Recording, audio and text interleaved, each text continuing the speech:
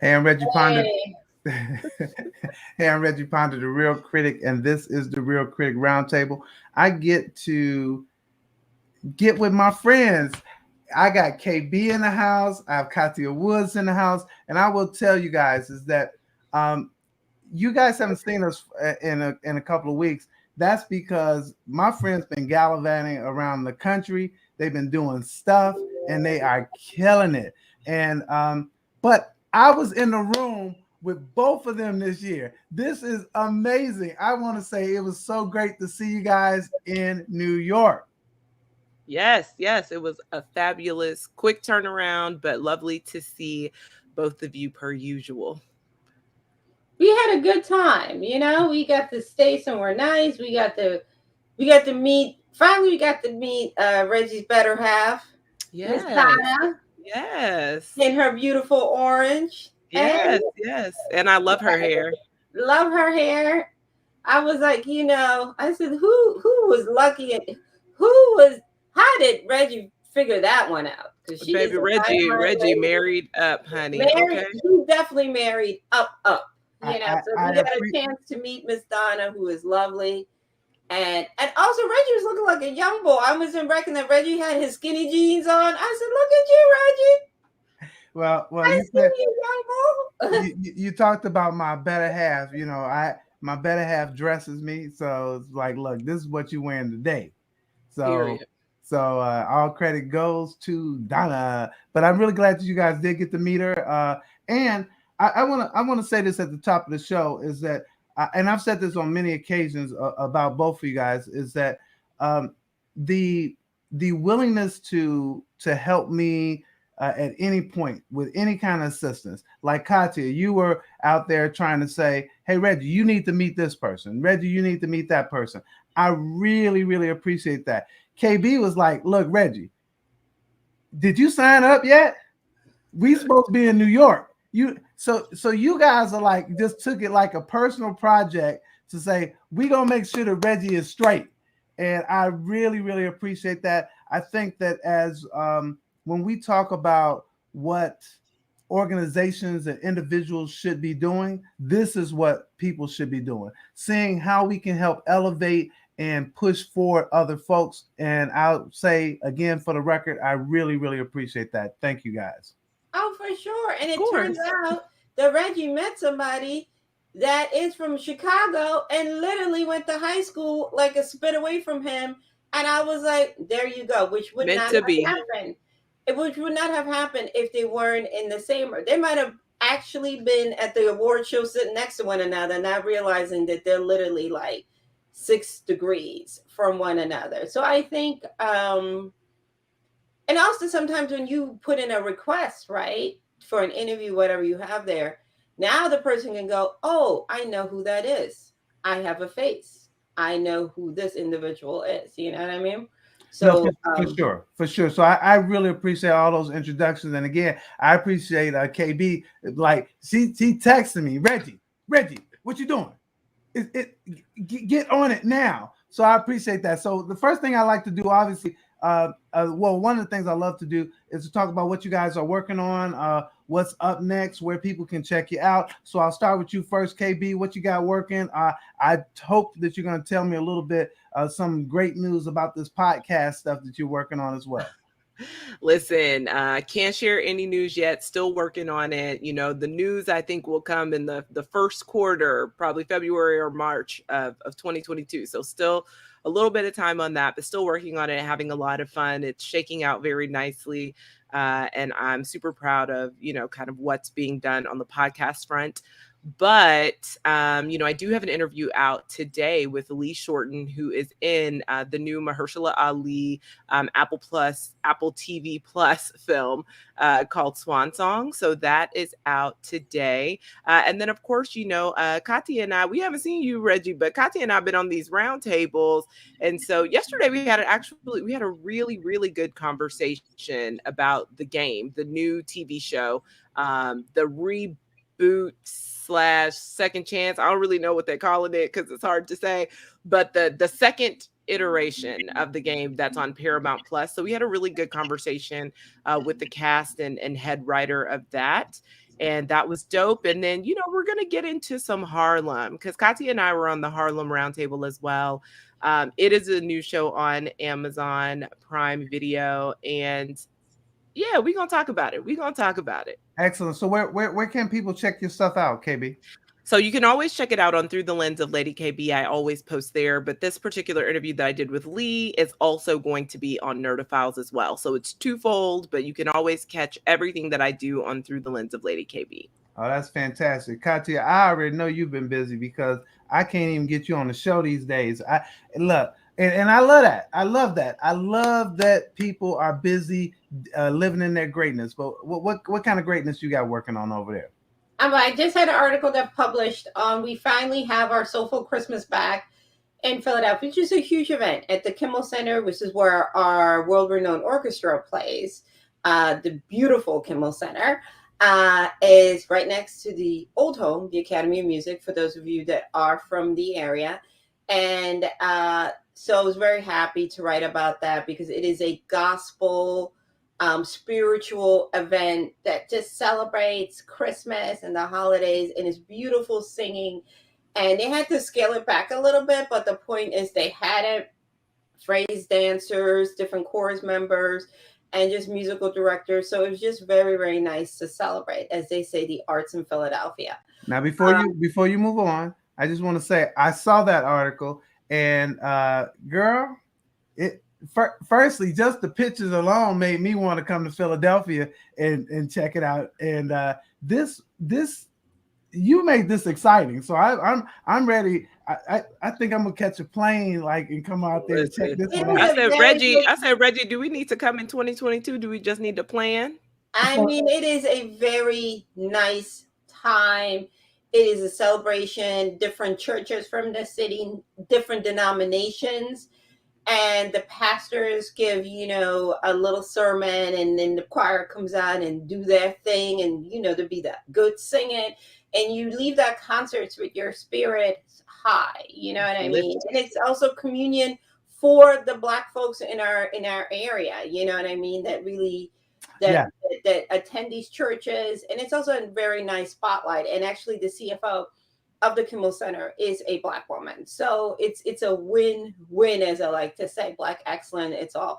And one thing I do like about that downtown area, I mean, I'm not as familiar with Chicago, and I'm sure Houston has it too. It's been really important to revitalize a section of our cities for the arts and featuring different parts of our communities in that main space, whether it's the ballet, whether it's, we have a Black dance company called Philadanco in Philadelphia that features modern lyrical dancing, and their home is the Kimmel Center.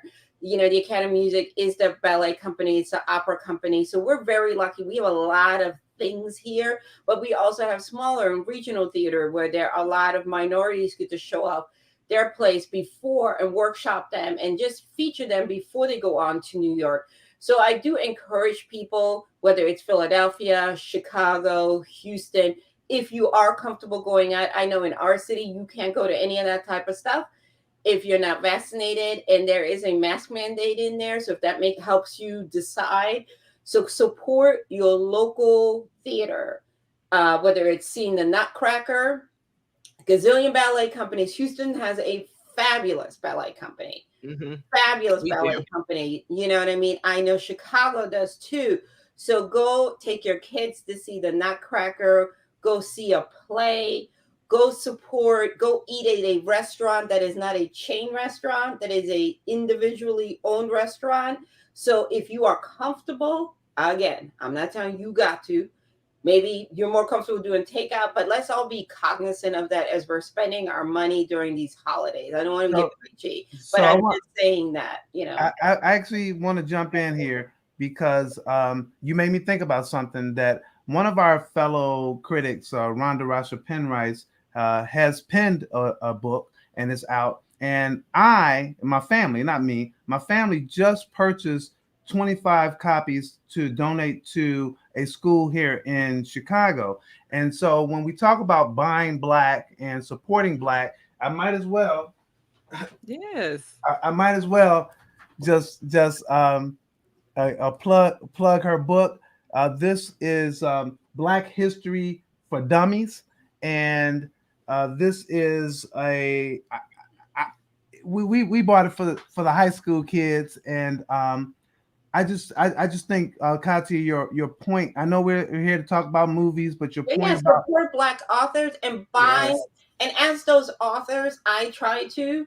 Is there a specific bookstore that you have an affiliation with that you would like us to support versus going to, no shade, Amazon, them folks? so I'm really glad you said that, because we did it at the only Black woman-owned bookstore here in Chicago that I know of, and it's called Semicolon Bookstore, which is on 1700 South, 1700 West Division in Chicago. And we bought another book from one of my friends that I went to school with at Princeton, which is The Burning, the Black Wall Street and the Tulsa Race Massacre of 1921. It's by Tim Madigan, but it was adapted for young people by my friend and my classmate who I graduated with, Hillary Beer. So just love to put that out there. I'm really glad. See, this is why I like both of y'all. Y'all be about helping people. And look, I don't want the credit that we bought the books. I want people to buy the books. I don't really, I like. You never know. It might be one of us one day that we got a book and people be like, why should I buy your book? You ain't never talk about my book. You know how people are. And, it's also, like I said, is as we're buying Christmas gifts, be purposeful. Think about that. We can't just we yell at all the people, put up the little black square, the little hashtag. We gotta and it's still not doing what needs to be done. So while we're talking, and also while we're talking about authors, I'll put in a little plug.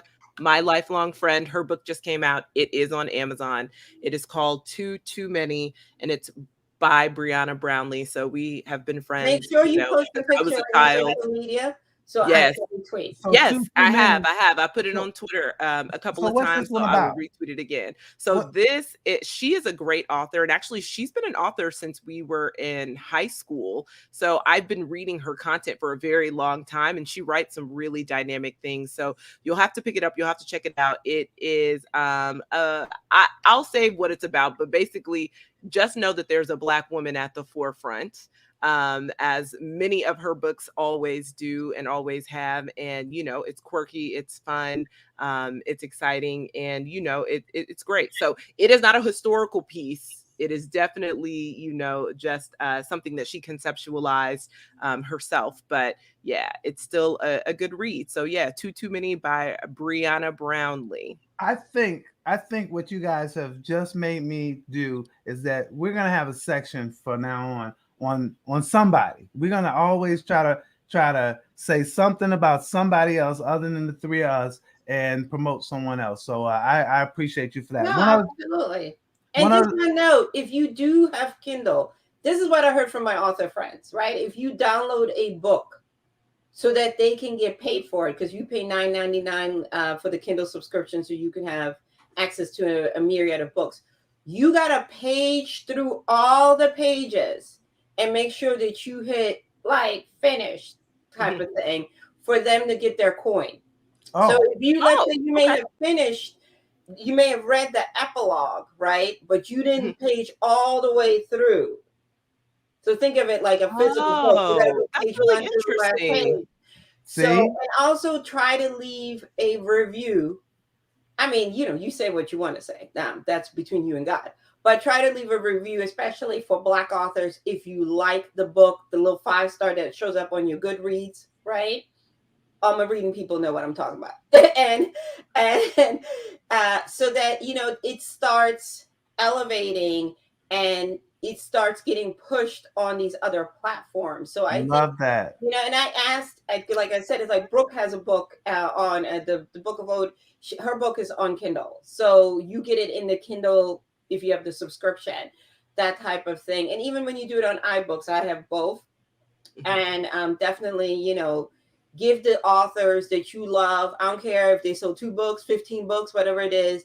if you enjoy the book, give it a good review so the book can get pushed a little bit more. I love that. What a great Well, tip. thank you for that tip though, because I really didn't realize you had to go all the way to Yeah, the I didn't end know in either, order because from. it's just I didn't like, know for that. instance, like I done read it. It was a good time. Boom, boom, boom. But they do need Right. to.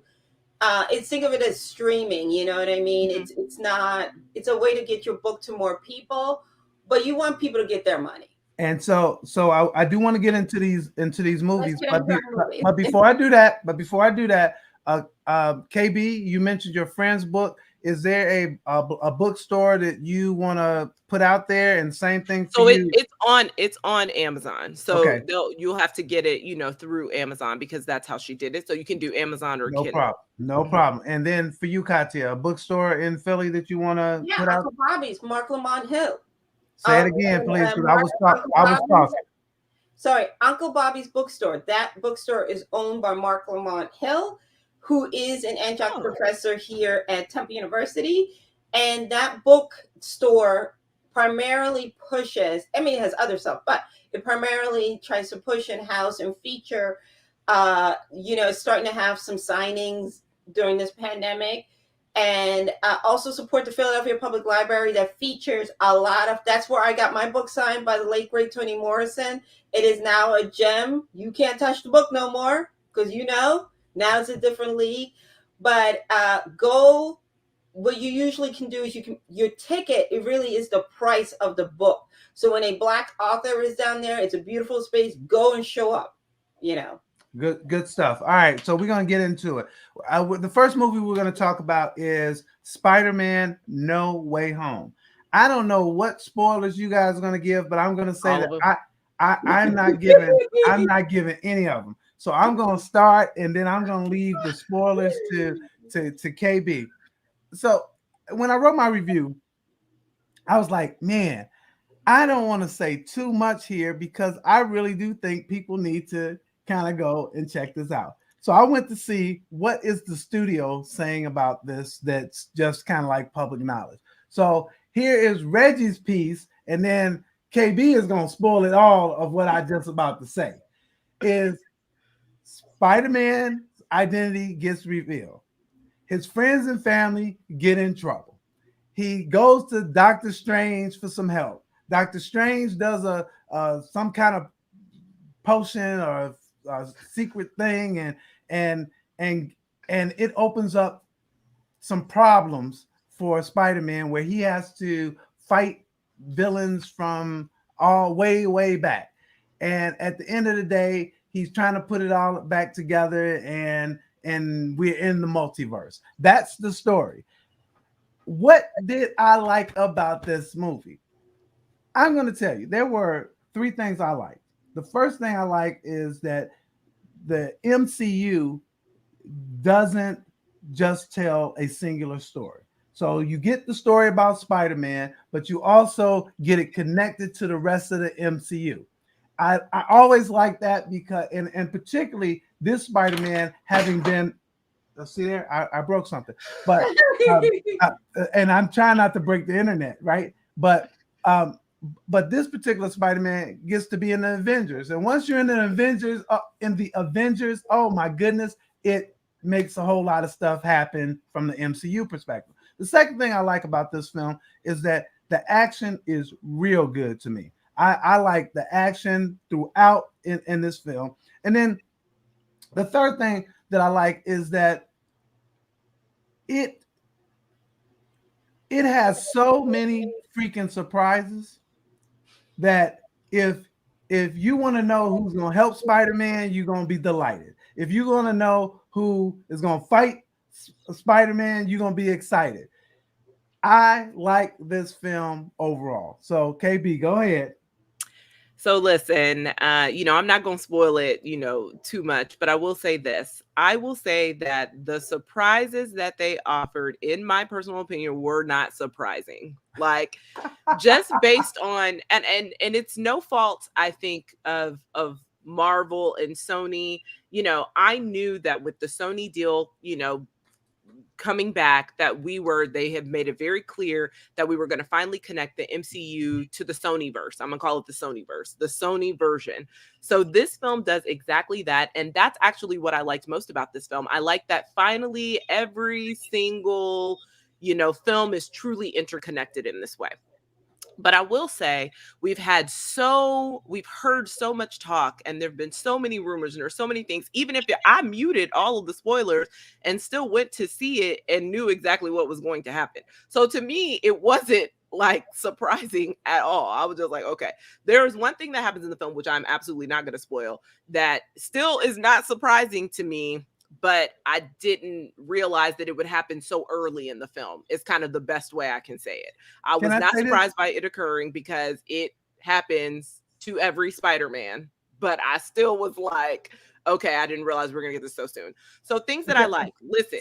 So can I say this though? Yes. KB, is that I must have had my head in the sand, because the stuff that you're talking about that's not surprising, I didn't know anything. I hadn't read anything. I hadn't been. The only time I've been on Twitter lately is Katya, because she be going off. She has some subjects that she needs to get off her chest, and so that's I hadn't seen that much.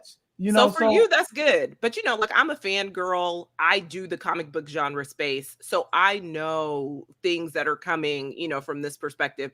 So I was not surprised, but did I still have a good time? Yes. So for me, Tom Holland is actually, I'm going to say, my favorite Spider-Man. I think because he encompasses so much. I think also him having a background he has a background in ballet and gymnastics, I think really help him physically, and the physicality that it takes to be Spider-Man. And that really shines on screen. Zendaya and Jacob as, kind of his two bestie / girlfriend, obviously in the film, because we know she is the girlfriend in the film. I don't necessarily think that they give them enough, particularly in this film, but I also think that the film is wildly ambitious, to Reggie's point, and all of the surprises that it brings. It's so ambitious with all the people from the multiverse that you're getting, that it doesn't really leave room for the two of them. So they fit them in there sort of, but not as well as I had hoped, is my best thing. And I will say this, I love the comedic aspect of it. First off, I'm going to go ahead and say this. My screening was boring. So I went to a press screening, but they were boring because nobody was really laughing. And I was like, y'all not getting these jokes, or what's happening? Because I laughed. So I was confused, because I was like, so y'all don't think any of this is funny? Okay. So I still had a good time because of the comedic aspects. But I will say, in the beginning, a point of contention for me was the pacing in the beginning was mad weird. Like, I don't know. It like the flow in the very beginning of the film, I was like, wait, what is happening? Like, it was very hard to kind of keep up with the pacing and what was going on and why. And maybe it's because they started right when, his identity is revealed, which that is not a spoiler. It is in the trailer. That's right. But like, maybe because they, start right there, I thought, oh, this is weird. Like, it took them a minute to find, I feel like, a pace that worked for the film. I buy that. I want to, Katya, thoughts? I mean, I think this movie is exactly what I thought it was going to be. It's fun. It's not necessarily mega deep. I do like Tom Holland as Spider-Man. I think he embodies, we keep forgetting that Peter Parker is a teenager. And he embodies that, you know what I mean? And I've lived through a gazillion. I remember the TV show Spider-Man.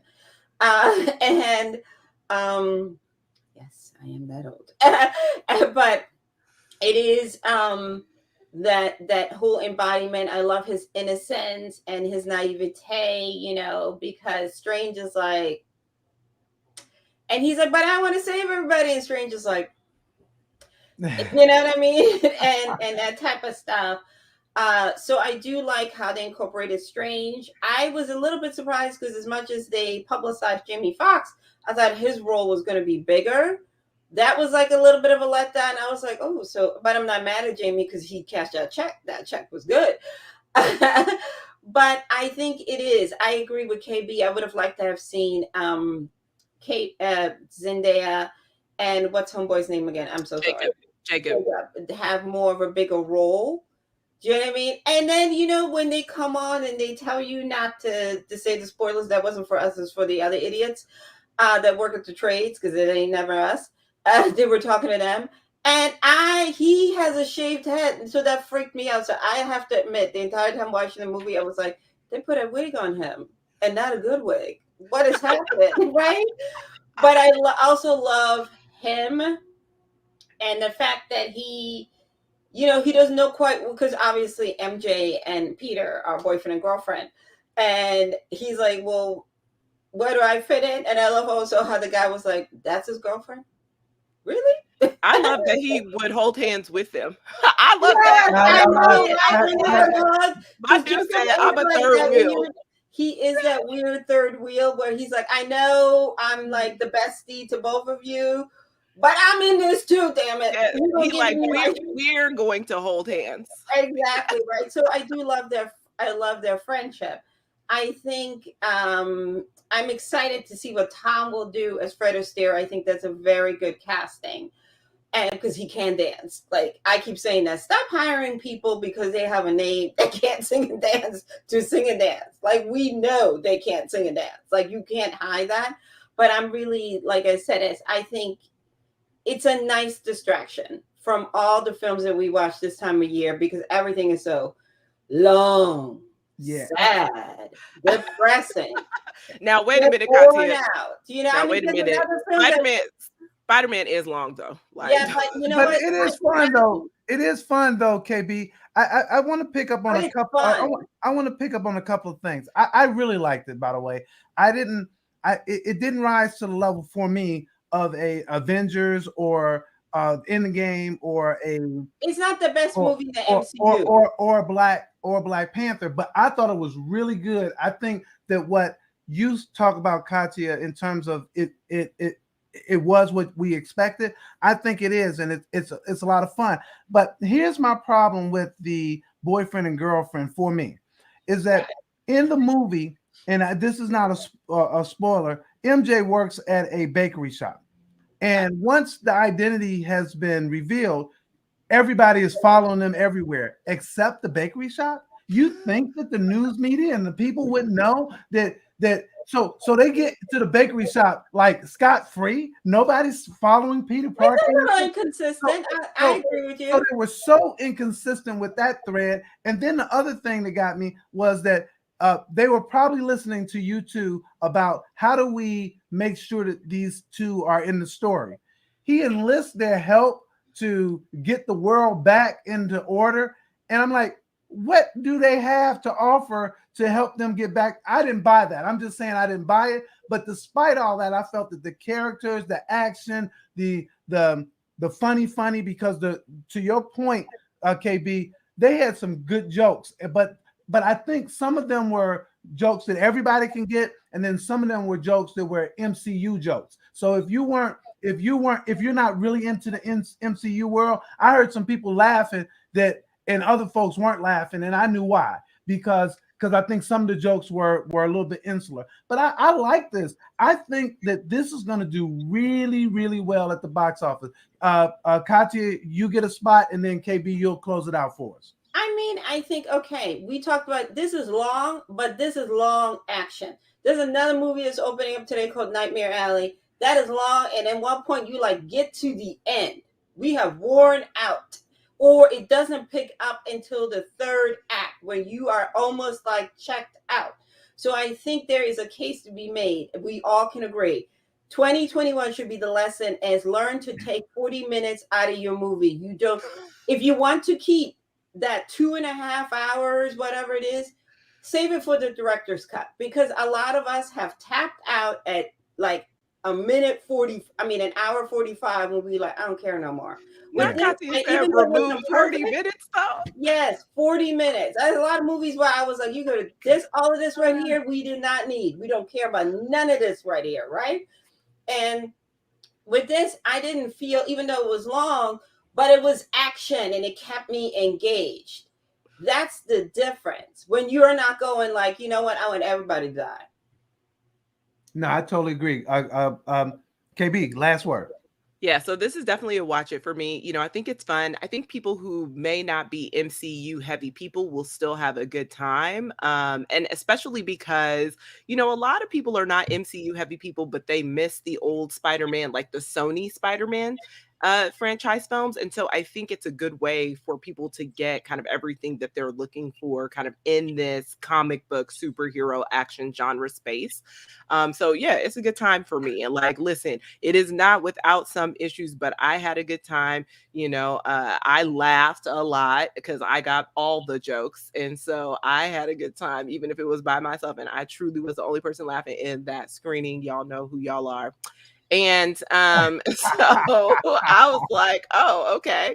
But yeah, and I think the performances are good. But this is very much, I will say, this is very much a Tom Holland heavy film.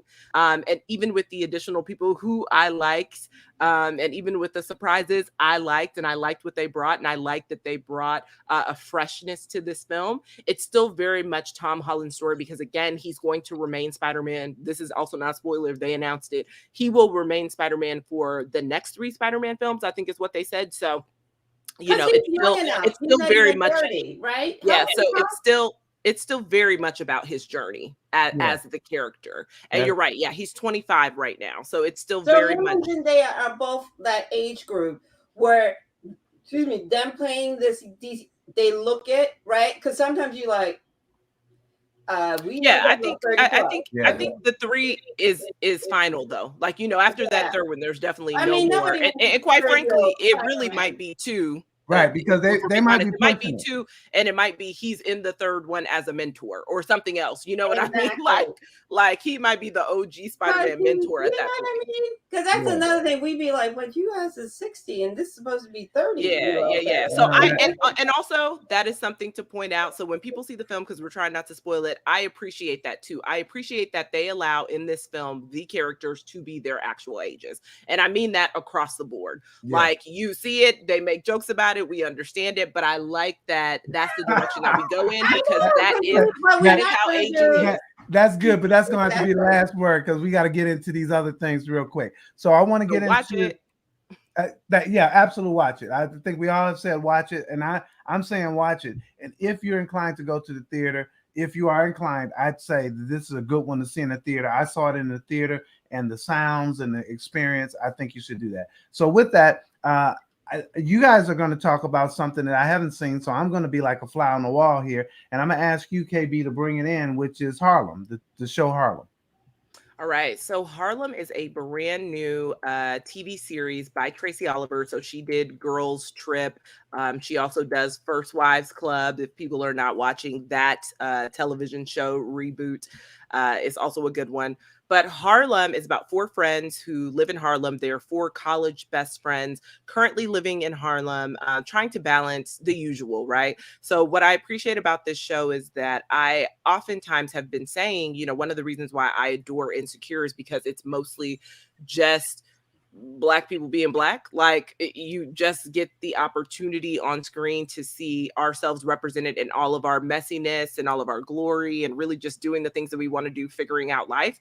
And that is very much Harlem. So, they're figuring out dating, they're figuring out their careers, they're figuring out, in some instances, sexuality and openness to that. And they're figuring out, how to manage everything life has to offer. They're dealing with grief, they're dealing with heartbreak. And so for me, Harlem is, I know that a lot of people are going to compare it. And I saw briefly some comparisons on Twitter talking about why are we still doing kind of these 4 female friendship based shows? And it's like, because we can, honey. That's why we're still doing it. And each of them are different and each of them provide things. And for me, I like that there's a plethora of content for people to be able to relate to. So most notably, people are comparing Harlem to Run the World, which is on Stars and about 4 Black women in Harlem as well. And they're wildly different in my personal opinion. I watch both. I like both. The jokes go off in both. But Harlem truly had me rolling. Like I truly was laughing out loud a lot of the times. Their one-liners Tracy and the writers, they got those one-liners down, because honestly, 90% of the time I'm laughing at these one-liners.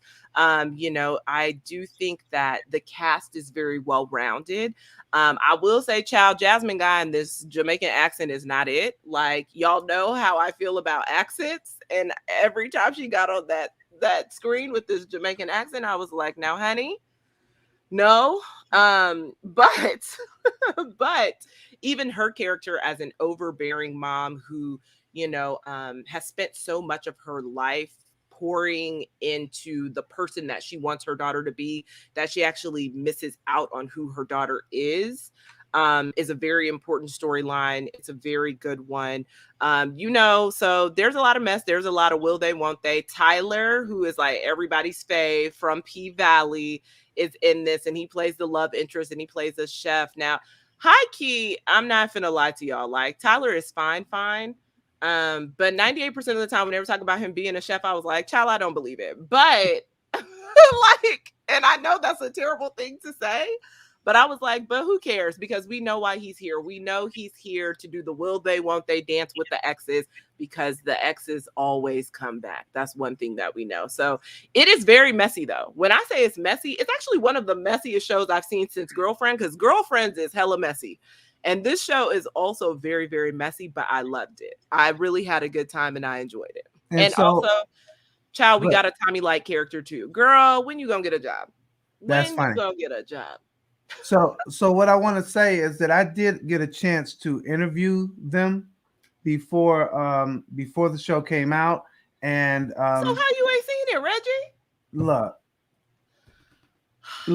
We're gonna have a sidebar. Yeah.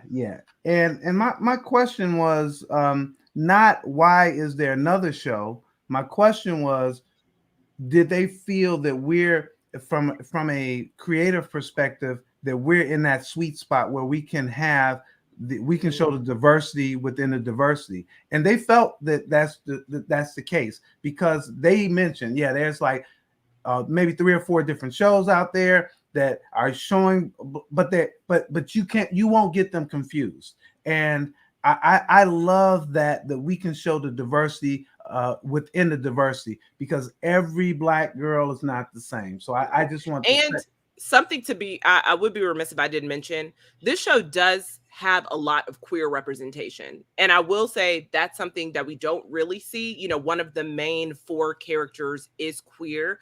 She is very out, very proud. I love that. Like, I love that it is just a natural way of life in this particular thing. And so that is one of the biggest difference between this and Run the World, because Run the World does not have any queer characters, but that are in that kind of core female 4.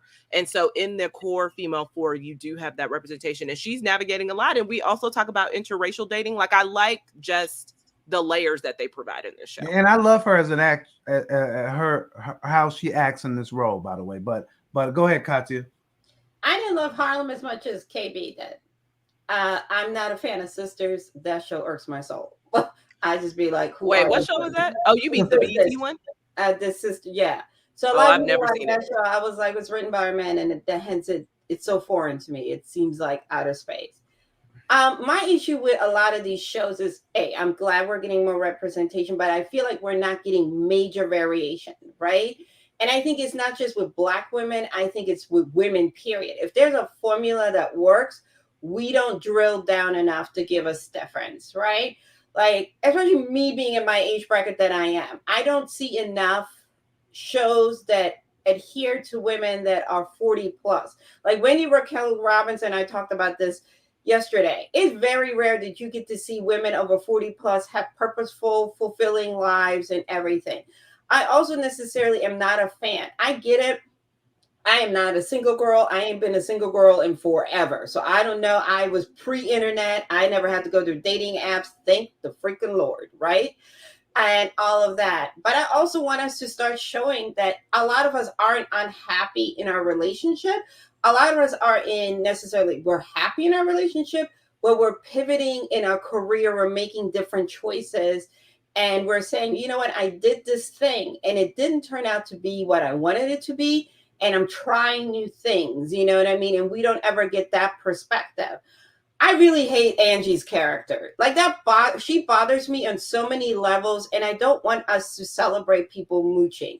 I don't think it's cute. I don't think it's funny, and I think that the relationship between her and the other girl is so toxic. Where I'm like, if you really are somebody's friend and you really love and respect each other, this would never go down. You would be like, girl, I'm here for you. I want you to be successful as a singer, but you know you need to get a job, part-time, something. And I'm always like, the other thing I'm cognizant of, we gotta stop having the dark-skinned girl be that type of girl where she is the wreck, the mess, the person that is all over the place. I think I don't do it consciously, but subconsciously, somebody needs to be in the room. You wrote this character. Stop hiring the dark-skinned girl to be the comedic, the butt of all jokes. I just needed and I even asked Tracy that. I was like, in reality, somebody in the crew is going to be like, girl, I'm going to keep it 1,000 with you. He get a job, or do some background singing or something. But what you're not going to do is live up. And it's like she's very comfortable living off of her and wants to live lavish off of her, which makes it even worse. Do you know what I mean? I'm with you about Tyler. I'm not. I was like, you're a chef, but you don't chef at all. And also, it's just like there's a certain Tyler tropes. I'm not for. I don't care if you smoke weed, but I just feel like there are certain things where I'm like, okay, so you the bad boy that smoke weed, that does this, that does that. Okay, we've been there and we've done that. You know what I mean? I just want us to drill down a little bit more. I don't want us to go, for the lack of a better word, the cheap laughs always. I agree with KB though. I am very happy that there is a gay character on there who's very comfortable being the lesbian, that owns being the lesbian, that she gets to talk about her dating experience, just like her straight friends. She's not ashamed of it, and they accept it. They're like, girl, blah, blah, what's going on with you, and so and so. And that's really the way most of us that have friends that are members of the LGBT community, we don't scuff our noses. We'll say the same thing to our friends. We're like, girl, that ain't the girl for you. Or dude, this is why you keep being in some mess, because you keep going for the eye candy that's got no brain. You know what I mean? And I think it's more important now more than ever as Black people to see positive friendships between straight and gay people, because there's this narrative that we all straight people hate gay people, and that's not true. And we need to, and I think television, that's the beauty about television, has a way of showing it, having it permeate in your head, because unfortunately a lot of people learn through TV without it being preachy. And I do like that she's very comfortable, and she's also comfortable in who she is as a girlfriend. You know, she doesn't really want anything long term. She likes hooking up. She enjoys, playing the field and all of that. You know what I mean? Which I think it's also important to show that we as women are sexual beings, and not all of us, we all have that period where you're like, you know what, let me find out who I am, what I like. So when I do settle down with one person, I can be confident in that side of my relationship. And you know what, I will say, or if we don't want to settle down, that's fine too. And I like that, there is not an expectation for her in any capacity. If she don't want to do it, she don't want to do it, and that's fine. So I like that as well. Well, so for you, KB, it's a watch it. It's a watch it. Listen, I also think in order for us to get more content like this, y'all know how it is. We still got to watch it. We still got to support in some capacity. So I think it's a watch it. It's a watch it for me too, because I like the jokes. But, for me, I think it's a much more personal show as well. And I said this with Run the World. I lived my 20s and 30s in New York City, in Harlem specifically. So a lot of it is very relevant as a single woman dating in this, big city of New York. I relate to. Okay. So I'm like, yeah, absolutely. And for you, Katya?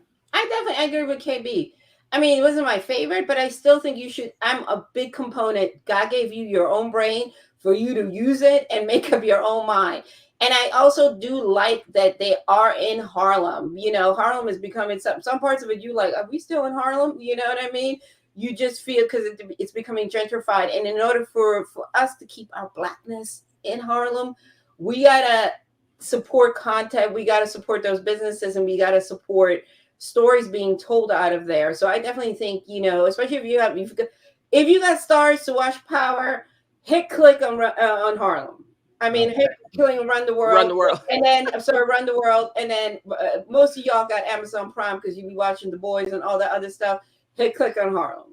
Yeah, good stuff. All right, so we have two watches here, and so we're gonna move into a movie KB actually hasn't seen yet, and I'm gonna talk about it first because you know Katya is going to dominate this conversation. Yeah. Let me tell you why she is, because she is a real dancer. So when I get ready to talk about dancing, I danced in college. I was in a dance troupe, but I couldn't point my toes to save my life. You know, I want pictures.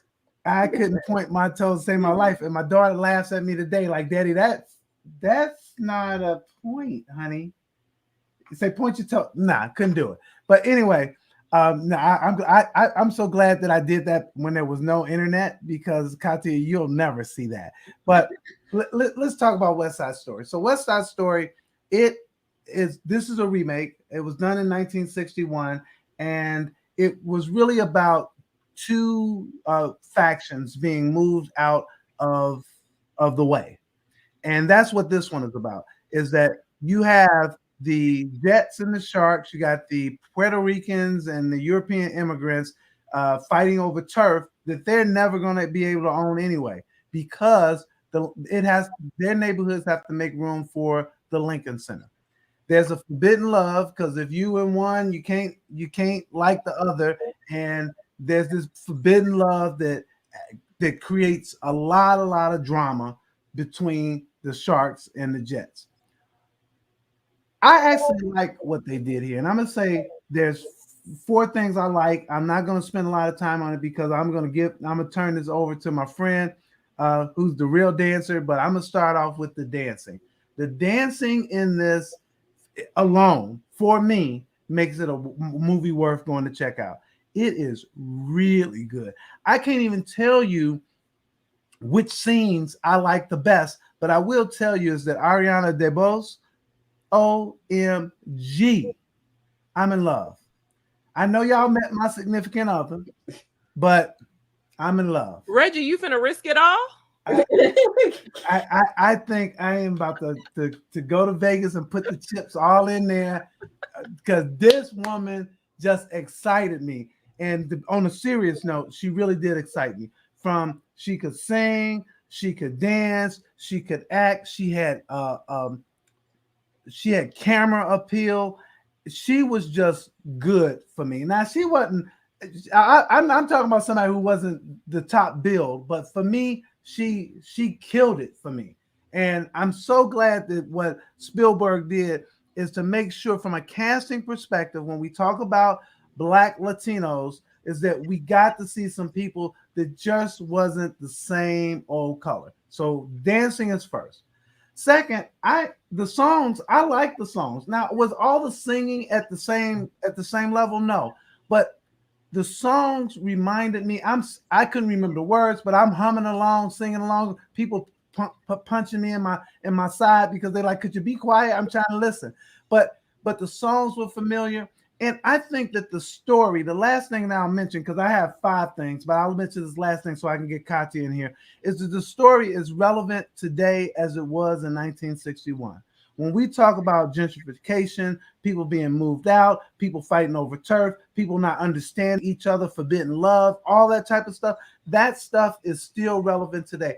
I guess I have to say that when we talk about the stars, they all brought it in this, and they did a good job. I just fell in love with Ariana DeBose, and it is what it is. But I'm going to turn it over to Katya so it won't sound like I'm having a soliloquy for an hour and a half. But I like it.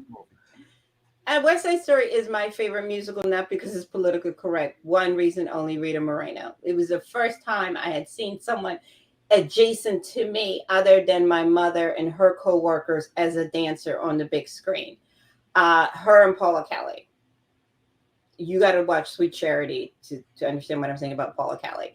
May she rest in peace. And just really, America and Rita doing her thing. You know what I mean? We got to shout out to Chita Rivera, who's the original Anita on the 1957 Broadway play. She was the first Latina to actually be Anita. We get a lot of credit to Rita, but we have to give Chita, Queen of Broadway, her flowers.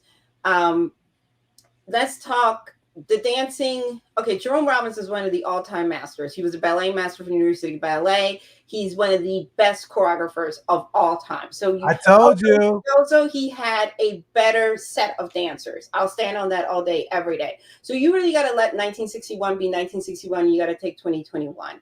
What I like is what the choreography team did. And also the choreographer for this was a dancer for New York City Ballet, did have Jerome as his ballet master, so he knew this choreography, the original choreography. So you got a lot of adjacency here, and he was intelligent enough to know that we're not going to do this. We got to go in a whole different direction, right? And what I love is they got off the rooftop for America and got out, and they actually filmed this in these New York City streets. And just gave Ariana, who is a real triple threat. She was Disco Donna in the Donna Summer musical. She was the Bullet. She was, for most of us got to know her. A lot of us got to know her on So You Think You Can Dance. We didn't even know she could sing like that. And there is there's a clips of her at 17 doing the Donna McKechnie role part of Chorus Line, where she's dancing, and she's doing the choreography at 17 years old, which is phenomenal. So this girl always had it. She just needed the opportunity. She was what you call a true gypsy. Gypsies are the people in the back that help fill out the show, the workers, the muscles, the people that Chorus Line is based on. And she has come from the back all the way from the front. In my opinion, Anita has always been the media role than Maria, because you really get to show off your dancing skills. You get to have more emotion. You get to go through things. Obviously, I'm not a fan of her almost getting raped, but you get to see it. When she gets a chance in that street scene, when she sweeps her hand across the front of her skirt, what a beautiful moment. And she really is in her moment there, and she's looking at the camera, and it's her facial. You can tell that she had a lot of fun. She was enjoying herself, and you could turn off the sound on just that scene right there, and you could watch that scene over and over again. The way she is just in it, in the pocket, bending, really enjoying herself. We also got to talk about David Alvarez, who was Billy Elliot on Broadway, won a Tony. I think he was like 10, 11 years old. Another classically trained dancer, ABT, American Ballet Theater, went through that school, and they're partnering gorgeous. Like, he was really there for her as a partner. She showcased her when they're dancing together. They had real chemistry, which I think was missing from the primary couple. Like, it was like the movie would be about Maria and Tony, but we cared more about Bernardo and Anita. And that's the way, like, when he spins her at the end of America and kisses her, you're just like, oh, I know this is toxic, and I know he's a mess, and this is a situation, but you just want them to win, right? Because it's such a beautiful, like, the best way I can say it is a beautiful tableau, them dancing together. From the gym to this. The gym scene, I loved it too. You know what I mean? When he's trying to be macho guy, and she's like, oh, your brother wants to be a gangster. You know what I mean? That's the type of thing that Black women, Latina women would say to their partner, oh, no, but you out here trying to be the big man out here on these streets, you know? So I knew you were going to go in on the dancing, because you brought it, girl. But I need two more. I need two more things. I also like about this one. Two more things. I like the fact that it did have the Spanish in it. I grew up in a trilingual household. We spoke various languages in our house. It's very natural for me to go from one language to another. It doesn't make us superior. But as my mother said, outside is America. Inside here, we do what we want to in our house. And it's also that challenge as immigrants. You know, you want to hold on to your roots. But at the same time, you understand you got to start practicing the language of the country that you're in. So it's a constant tug, you know what I mean? And it's those of us that get it. And I don't think that you lose anything in the movie as much. Do you know what I mean? Because you understand they're having a family powwow disagreement, right? I also have to shout out Paloma, who played Rufus' girlfriend, who's a phenomenal dancer, not a Broadway baby. And I just wish she would have gotten more of an opportunity to show off her dance skills, because Mike was great as Riff, but he wasn't as great of a dancer as she is. So they had to pare it down, because in the gym scene, there was supposed to be like a dance off between the two couples, and they couldn't all the way commit, because one couple was up here and the other couple, only one half was 10 points. I think that this is Ariana DeBose's movie. This is her coming out party for anybody who didn't know who this girl was. And I pray to the gods that she gets her flowers, and most importantly, that she gets an opportunity to continue to showcase what an amazing, stellar artist she is, whether that is whatever her heart's desire, whether it is a Broadway show, a leading role where she goes down the road of a Sutton Foster, or more movie opportunities. And this is what I love, what she said. In the audition, she told Steven Spielberg, you know that I'm Afro-Latina, and she's Afro-Boricua, so she's Puerto Rican, real Puerto Rican. And number two, she said, this Anita is unapologetically Black. So she's putting all doubts there. I don't know why people don't get it. There was a reviewer that said there's only one Black person in there. A lot of Black people are global. I say this all the time. We're not just in North America or the continent of Africa. We should all sing our heart's joy to see any one of us that's got melanin doing well. And we're also not all dark skinned. We're not all light skinned. We're different shades. So when you erase people like Ariana and David because they don't come in the package of Blackness that you are used to, that's a reflection upon your ignorance, not the rest of us. I love that. I will say that the last, I'll have the last word on this, and then of course this was going to happen, KB. I'm going to try to have the last word on this so we can move on to the next thing, right? But Katya is going to have to say something to what I'm about to say. But I'm going to like hit her mute button so she can't say it. We cannot mention this film without Rita Moreno.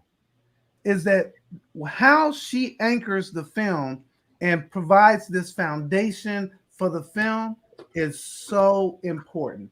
And I am so glad that at 91 that they figured out a way to make sure that she could come back 50 years later and be in this film. I am I said I was in love, but she's the only woman who has an EGOT and a Peabody. She's the only I think maybe 3 people maybe have that. She got an EGOT and a Peabody.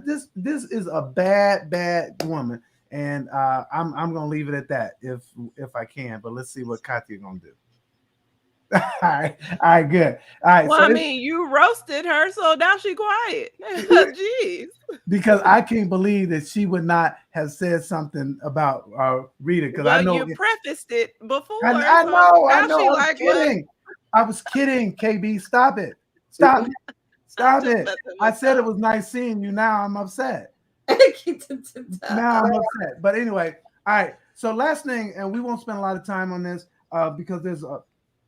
Because we're really actually over time, but we did want to just kind of mention we're members of the Critics' Choice Awards, and the nominations have come out, and I'm going to read what those nominations are, and then if you guys have want to say something about those nominations, please do so, and we'll start with you, Katya, and then we'll end with you, KB.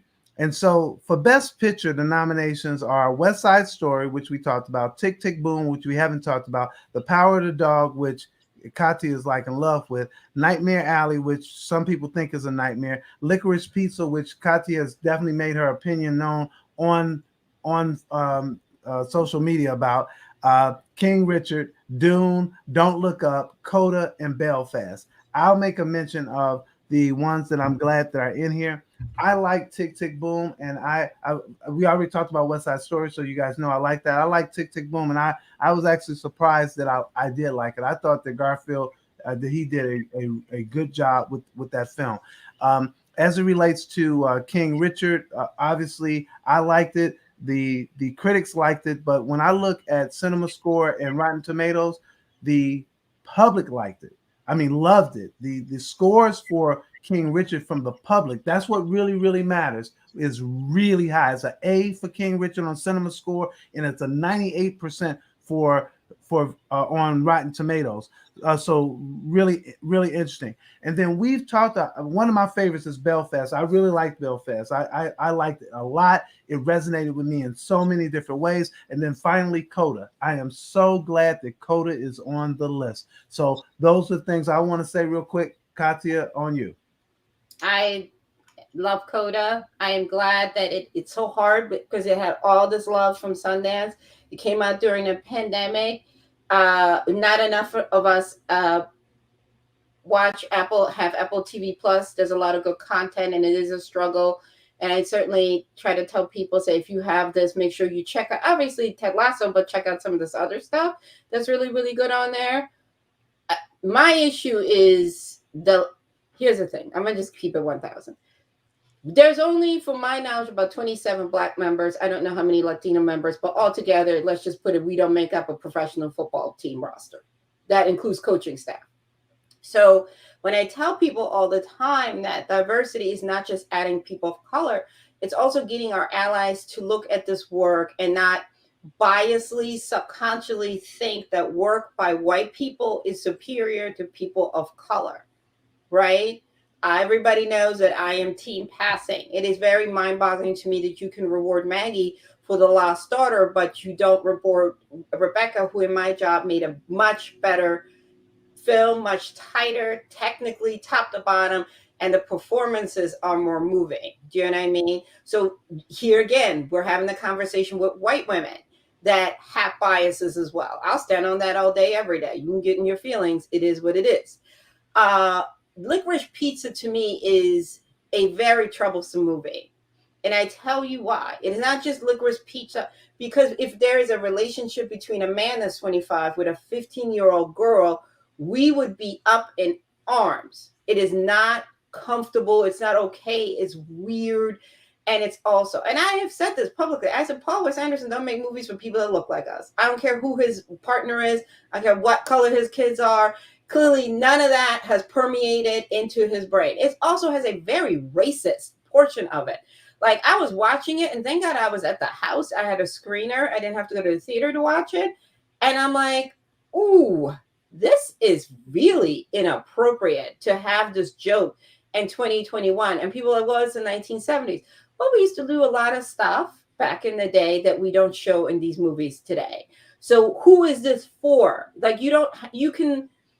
At first, I was like, is he speaking Japanese? I said, I don't speak Japanese. Own that 100. But this don't sound like a language.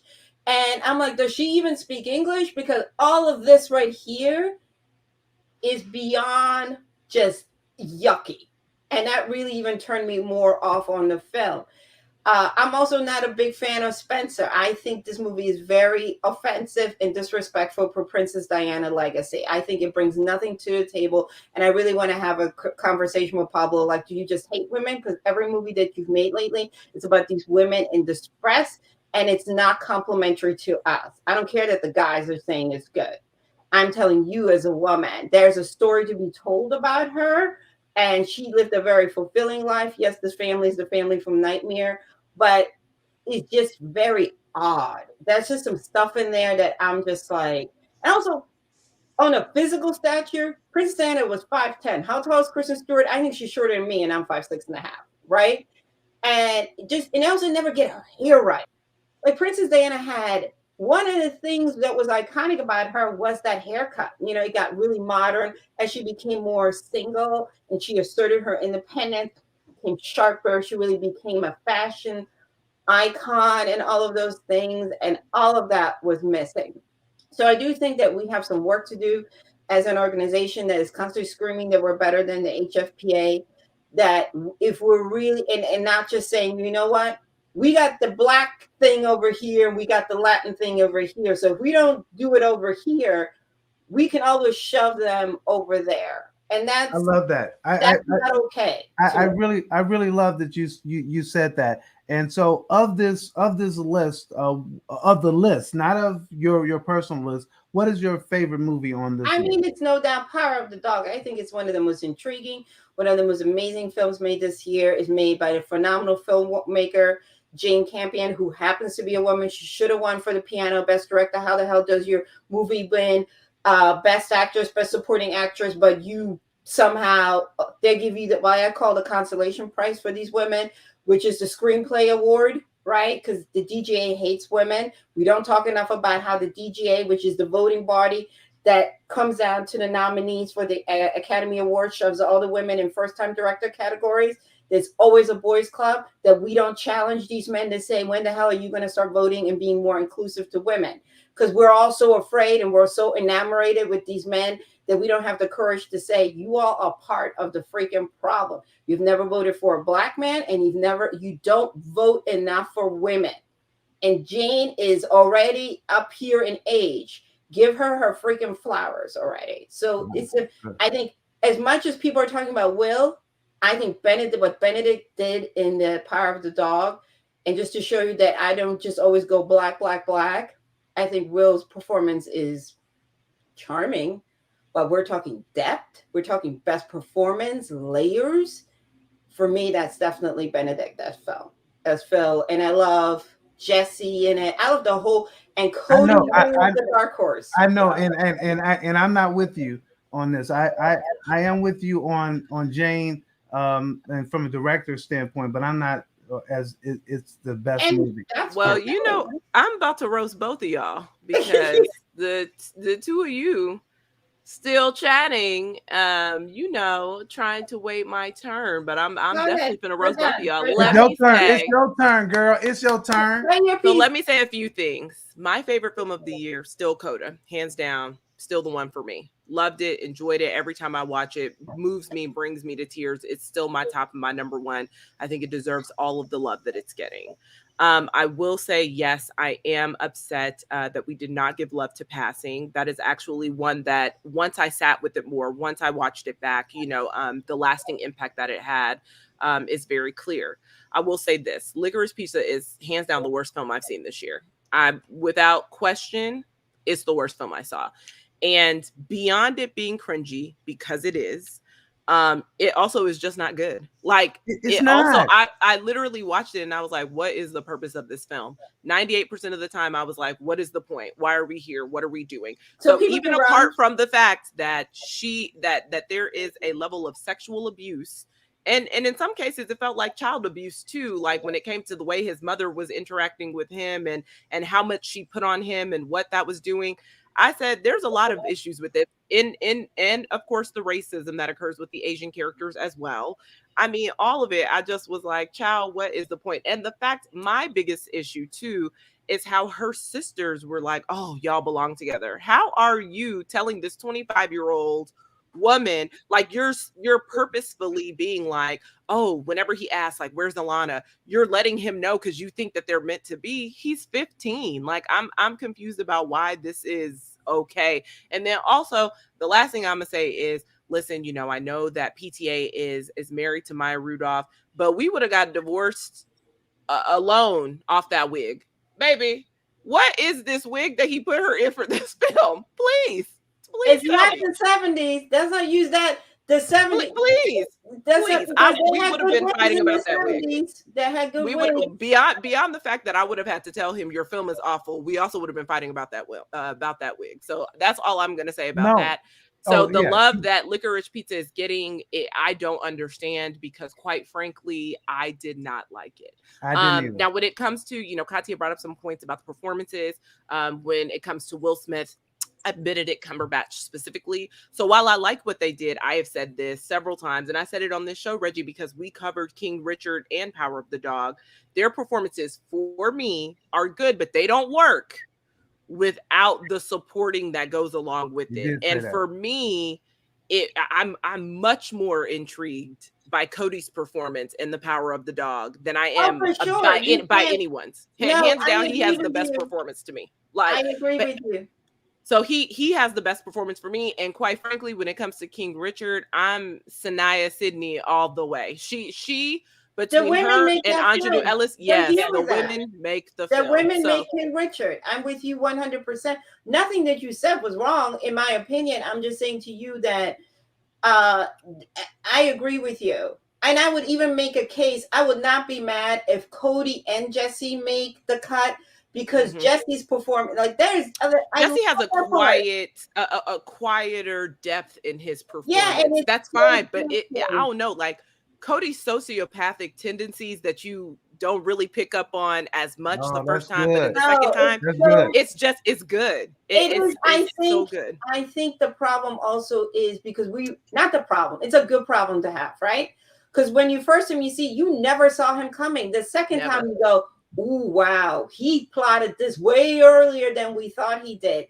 And it's a beautiful, quiet thing. So I agree with you. But I also think like Jesse's performance, it's so hard because we reward things that are very outward, very loud in your face. And I always say this, and I think this is maybe is a blessing and a curse, and maybe hurting both of them, Tessa and Jesse, who give their characters, a lot of their emotions are internalized. Right? Just like people like Ruth more. I'm like, because Ruth is all outward with it. Whereas Tessa's is very controlled, very internal. A lot of it is the expressions, her being in the bed. With Jesse, it's like every time you talk to Phil, yes. And when he said it's just nice not to be alone, I was like, ooh, if Phil heard that, he would have had a meltdown. Or when he talks to Phil, the way he's like, it's like he mentally got to be like, I got to talk to this man. I know he's my brother. But Jesus, I don't like. He checks out a lot when he talks to Phil, especially in the very first scenes that they have. He does, and so Katya, I really agree that the acting in this is really good, and it has some Clemens. They have some layers that if you're not watching this, and I believe so. You guys say that the women made the other films. I believe that Jane brought out some performances from these people that I hadn't seen before, that the depth in which all of them brought to it. Did I love this movie? I did not. But from a director's standpoint, these people acted. They brought something to this film. So you like The Power of the Dog. I'll give you the last word, KB. What's your favorite? Oh, you already said your favorite is Coda out of all this. 100% is Coda for me. And I think I remember when I watched it the first time saying, this is like the best film I've seen. And, I've seen tons more since then. But there's something about Coda that I keep going back to that still sticks with me.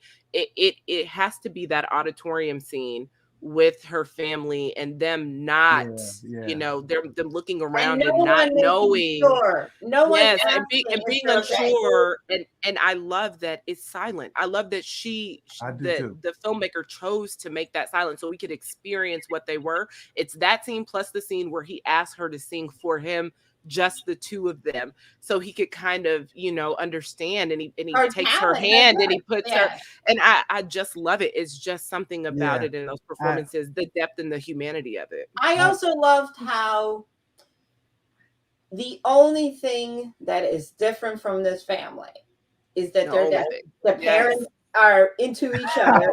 The parents are still annoying. So annoying. They're still annoying. They're still embarrassing. I love the humanity of that, because we often show we other people who are disabled so much that we forget they fall in love. They have sex. I love that. Do you know what I mean? Like we never show them like that. The frustration that she has with them is not just because they're deaf. The frustration is because they're annoying. All each other's business like that. And she's like, and they're annoying. You know what I mean? And she's just like she's just like normal parents. She's like, I want to live my life. It's just like my parents are getting on my nerves. Right? And I love how, and I also think it has so many funny moments where she's got to tell her parents, like, they got the clap. So this is a movie that, and you already said it, Katya, but this is a movie that people should really seek out.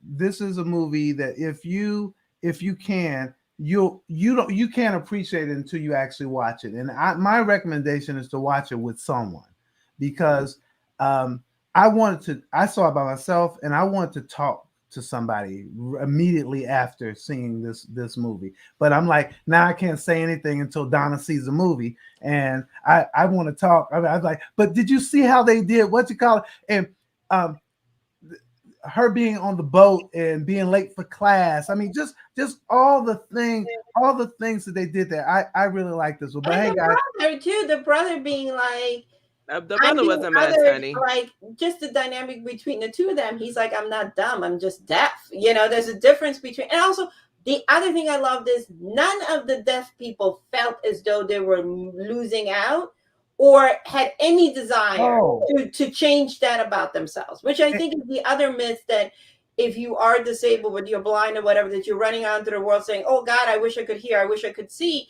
And I'm like, it was just there without it. And that's what we got from The Sound of Metal.